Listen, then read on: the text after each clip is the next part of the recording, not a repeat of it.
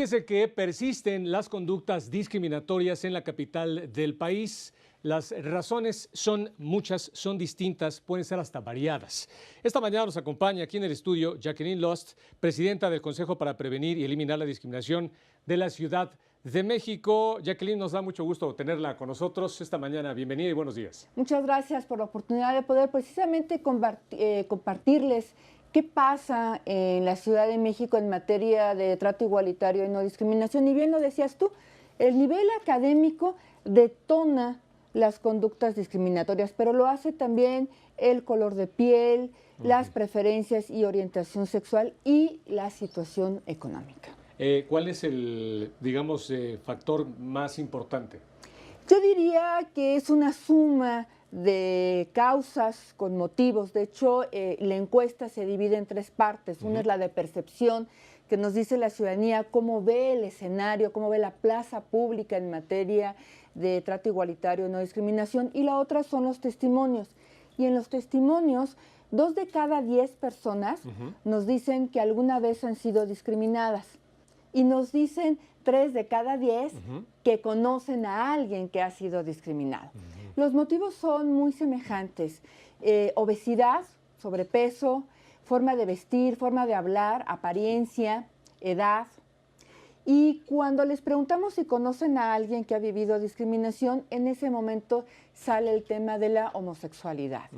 Y bueno, es la calle, es la escuela, es el trabajo donde se viven estas conductas discriminatorias. Pero a lo mejor unos datos importantes de la encuesta tienen que ver con que votaron algunos temas. Uno es algo que ya sabíamos, las redes sociales, ¿no? Sí. El Internet, Facebook, Twitter. Pero déjame compartirte que otros datos interesantes es que las personas encuestadas dijeron que las iglesias eran espacios donde se discriminaba. Okay. Datos que no teníamos tan claramente en la encuesta de hace 4 años, porque somos la única entidad federativa que por segundo año consecutivo hace esta encuesta. Claro.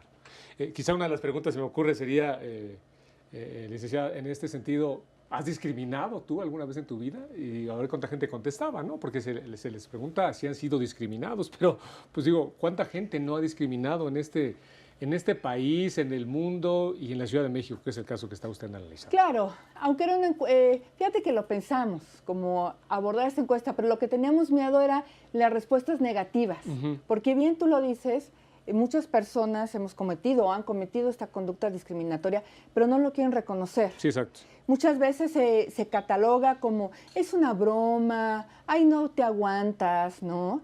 Cuando sabemos que estas bromas pueden humillar y lastimar profundamente. Es lo que nos pasa con el acoso escolar. El acoso escolar detona pues a partir de un tema de apariencia, ¿no? Y bueno, pues yo siempre digo, no hay broma que alcance para dañar o justificar hacer menoscabo de la dignidad de nadie, ¿no? Muchas veces en México nos quejamos de actitudes como la de Trump, la noticia que da a conocer a nivel mundial ayer, y hay que empezar por casa, ¿no? Fíjate que sí.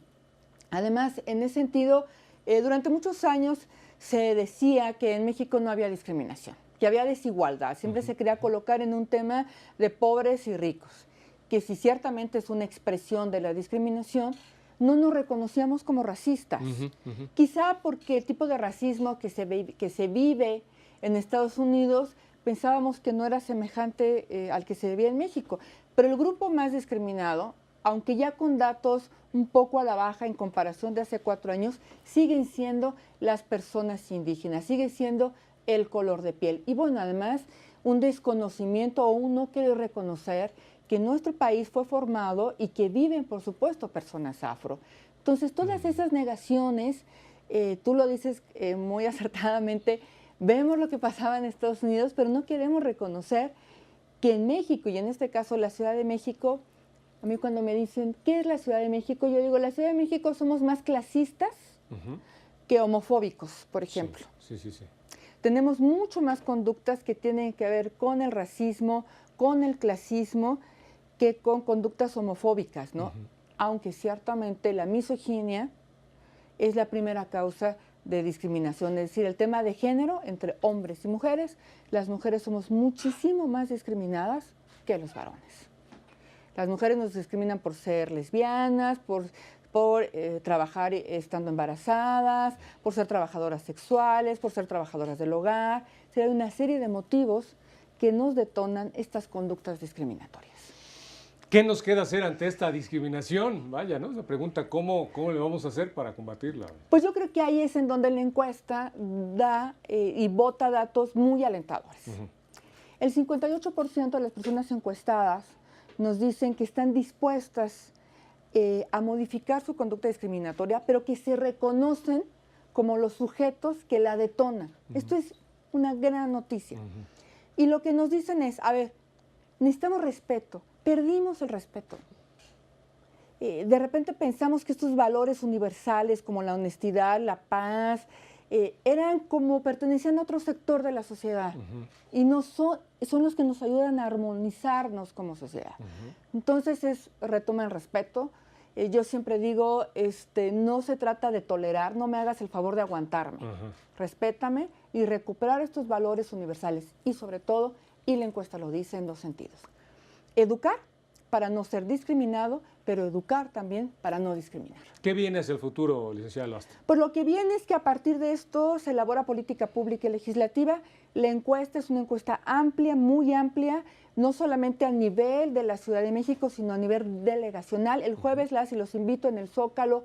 A partir de las 6 de la tarde estaremos dando los resultados por grupos que son mayormente discriminados. Empezamos con las personas indígenas el jueves en el Zócalo a las 6 de la tarde y así iremos dando datos por cada grupo y por cada delegación. Y a partir de eso, política pública, política legislativa, campañas y acciones para modificar esto que indiscutiblemente es una conducta, es una mala conducta, es una mala manera en que no relacionamos las personas. ¿Qué mensaje finalmente le da usted como presidenta del Consejo para prevenir la discriminación a la gente que nos está viendo? Pues lo primero sería decirles que no nos lleva a nada las conductas discriminatorias.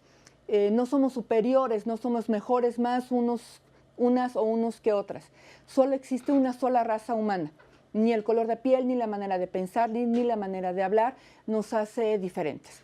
Respetarnos nos va a hacer ser una mejor sociedad, una sociedad incluyente, en donde cabremos todas, donde cabremos todos, porque en este mundo, pues lo que hay son personas. Exactamente. Además, la vida da muchas vueltas, ¿no? A veces estamos arriba, estamos abajo, gobiernos entran, gobiernos se van y las cosas van cambiando. Y las relaciones humanas son las que persisten y son las que nos dan verdaderamente solidez y nos dan bases y nos hacen verdaderamente vivir en armonía. Pues ojalá, de veras, la felicito por estos trabajos que se han llevado a cabo y las cosas poco a poco vayan cambiando porque pues desde el momento que uno sale de casa y toma uno el coche o del transporte público, ya desde ahí se ve, ojalá de veras, pues por bien de todos, las cosas van cambiando, pero sigan cambiando más. Por ahora, licenciada Jacqueline Loas, presidenta del Consejo para Prevenir la Discriminación, prevenir y eliminar la discriminación en la Ciudad de México. Muchas gracias por su presencia esta mañana. Muchas gracias a ustedes y el COPRED siempre con mucho gusto de asistir con ustedes. Muchas gracias. Vámonos a los diarios esta mañana.